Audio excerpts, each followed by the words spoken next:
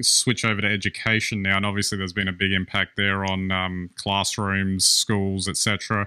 With and I guess Victoria probably is the best example of this in Australia, where there were months and months of basically no school attendance. It was all remote learning for such a long time, and that's obviously got to have an impact on how education is delivered. Obviously, there's room there potentially for sort of remote learning, making use of the new digital tools that we've got to communicate, etc. But I guess there's a challenge, I guess, with education is that the school environment obviously has one of its biggest advantages too, is actually having all the kids together in the school, because there's that component of the interactions, etc. That's probably even more important than the workplace in some ways, because it's such a formative kind of period of kids' lives that they have to go through.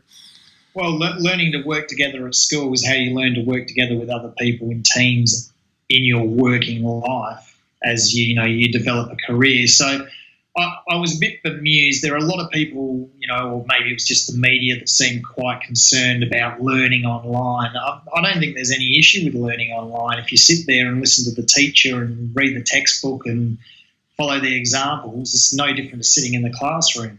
As you pointed out, the big difference is whether or not you're working with someone at a laboratory bench, or you sit down to do a project together, or you have a project partner who you discuss some ideas with.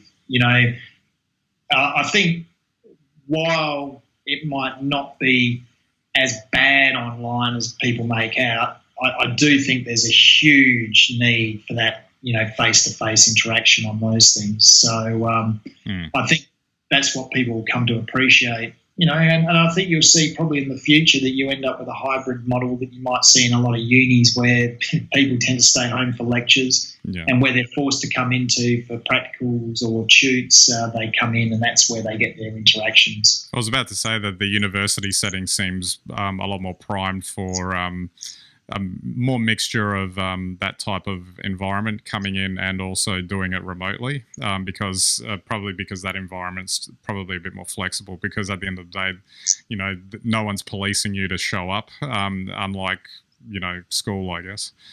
Well, that's right. I mean, I don't know, it's very confusing in the university environment. There are a lot of students adamant, which I think is a good thing, that they want to be face-to-face, they want to see lecturers face-to-face, they want to be in the lecture room. Yeah. But by the same token, you can go to a lecture and you can see a lot of people just sitting on their phones the whole way through. Yeah. And you ask them what's going on, they say, I'll catch up online later.